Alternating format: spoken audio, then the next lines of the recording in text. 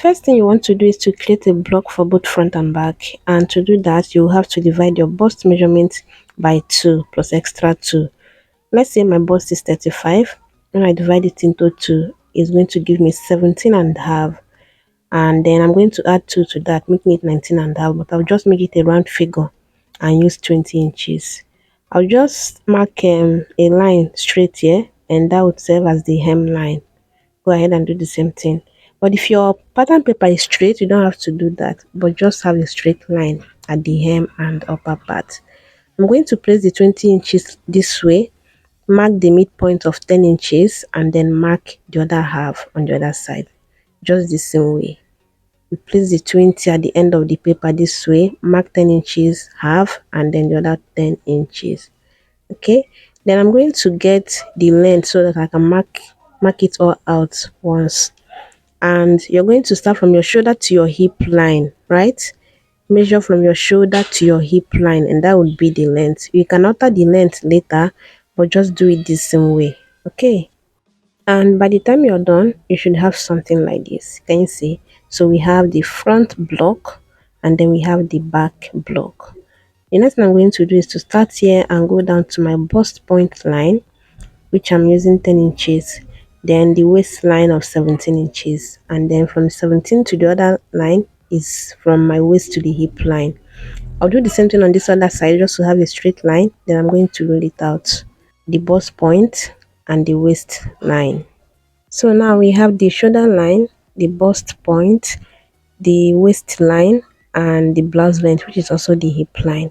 Now I'm going to take the shoulder measurement divided by 2. Then to get the armhole line, I'm going to divide the bust measurement by 6 plus extra 1.5.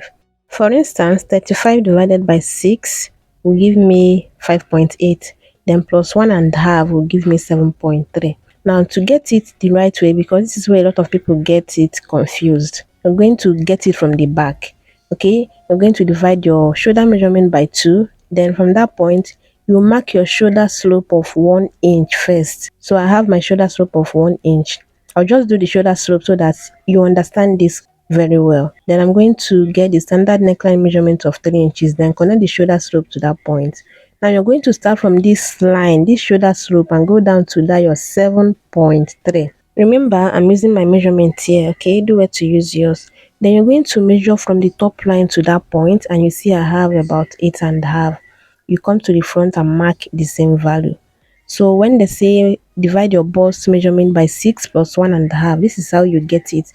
You don't have to include your shoulder slope in that your bust measurement divided by 6 plus 1.5. I don't know if that makes sense, but this is the right way you get your armhole line, so you don't have shortage or excess. So we'll focus more on the front, and the next thing I'm going to do is to take the neckline measurement, the standard neckline measurement of 3 inches by 3 inches. Some people say that you divide your bust measurement by 12 to get your own standard neckline measurement, but I've noticed that that is not realistic at all, because some people are really busty but they are small. I know you have seen someone like that. So imagine someone that is my size but is really busty, and you divide her bust measurement by 12 to get a standard neckline. You see that sometimes it will give you 3.5 or even 4, but that person is small. So I noticed that it works only for plus size. You know, those people who are busty, but the other part of their body size matches up with their bust area. I hope you understand that. Now to get the shoulder slope for the front, I'm going to use 1.5. Remember, we used 1 inch for the back, and this is another nightmare to so many people. Why use 1.5 for the front and 1 inch for the back? The reason is that it helps tighten the armhole, so you don't have to add any gaping darts on the armhole area.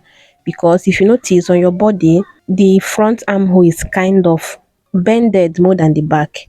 So that's why the front armhole is deeper than that of the back. I think I'll have to do a separate tutorial on the concept of basic body so that we understand it correctly. But if you're not too sure, just use the same 1 inch you use for the back, or even 1.25. So I'll connect it to the 3 inches I use as the neck width. Then I'll curve the neckline this way. So the neckline is 3 by 3, like I said before, 3 for width and 3 inches for the depth. And I'll curve it the same way. When we get to the back, I'll show you how to do the back. Next, you're going to measure what you have here and divide it into 2. Then you're going to come in by half inch or 0.75, depending on how small you are.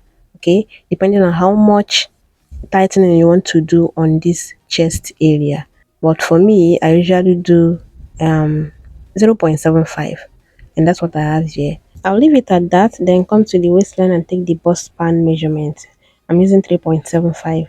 Then I'm going to measure the that length of 6 inches. It's usually 1 inch down from your bust point. Okay, then also 6 inches down. Then I'll just get the bust span measurement straight all the way to the bust point. But have it in mind that the darts will stop on those 6 inches to mark upward and downwards. Should I tell you the reason why? Don't worry, we'll get to that. For the dart intake, I want to use 0.75 on both sides, which is 1.5, and this is called 75% tightening. So if you do 1 inch on both sides, that's 100% tightening. And if you do half inch on both sides, that's 50% tightening. So choose what you're going for. Then you're going to connect it the same way that you see mine going.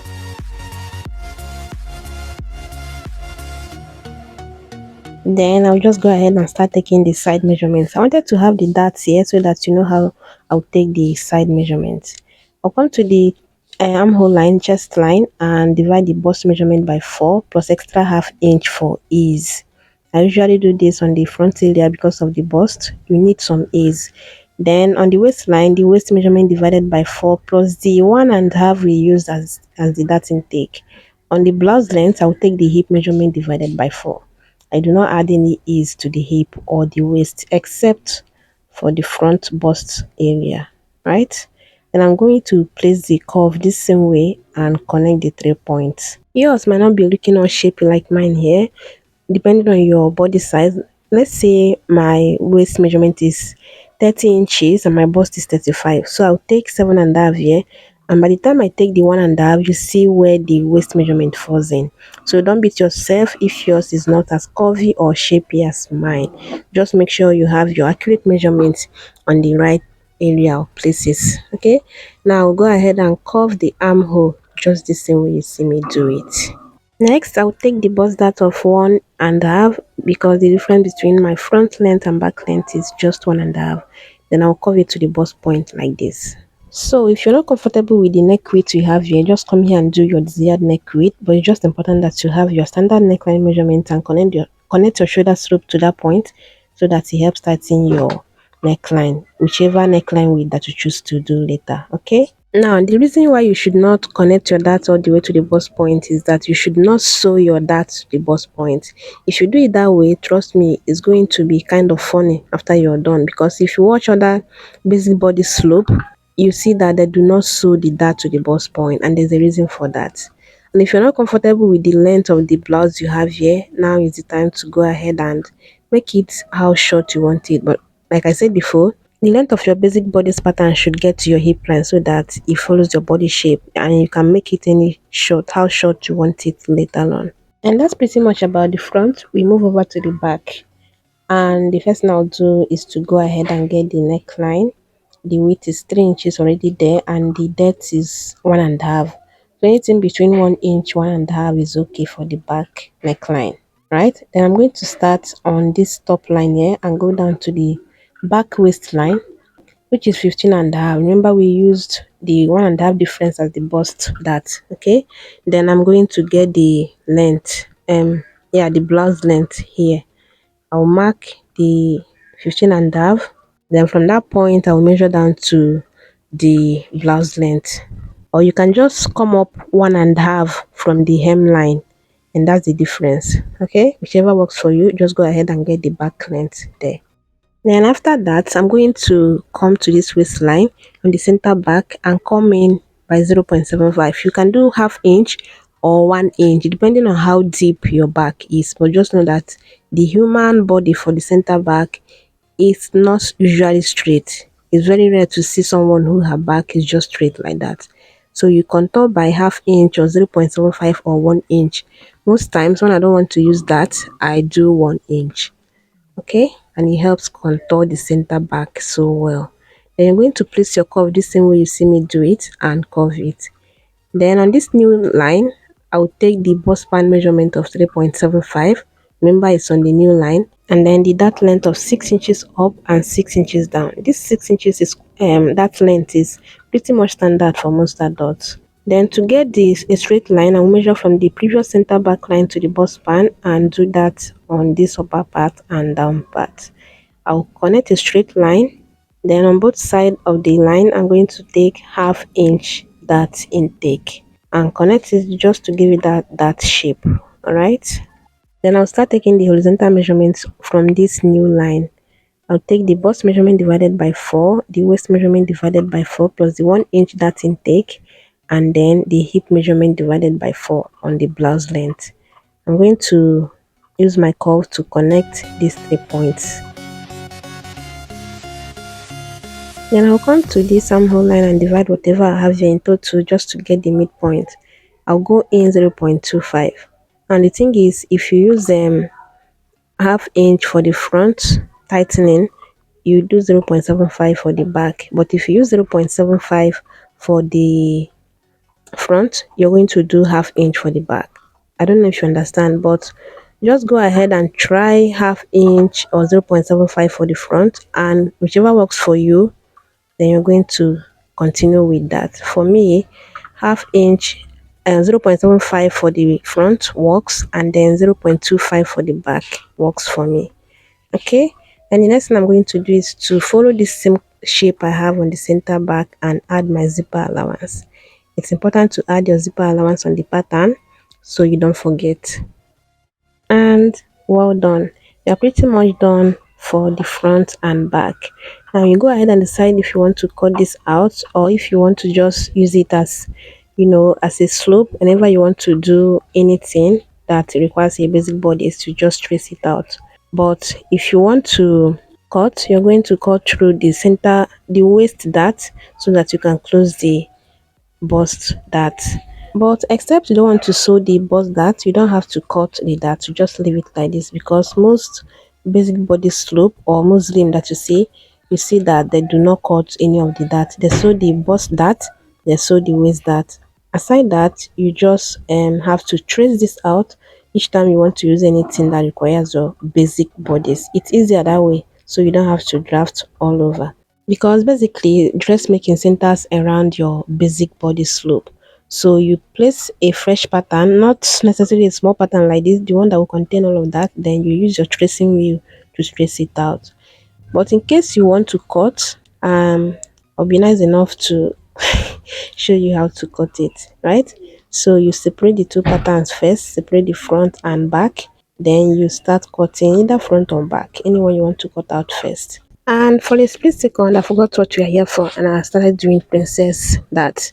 So I'll start with the back. I'm going to just cut it, everything I have here, all out. Then we move over to the front.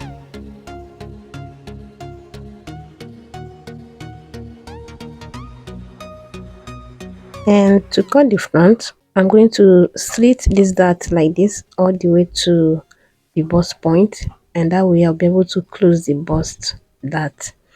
Then after closing, I'll go ahead and tape it down with a cello tape. Just close it like this. You're going to place it on the bust point line. Then you tape it down with your cello tape just the same way. And now you see that the side seam line is distorted. So just go ahead and blend it in so you don't have any shortage on that point. And then you continue cutting. So I'll cut off this waist dart since we'll be sewing it.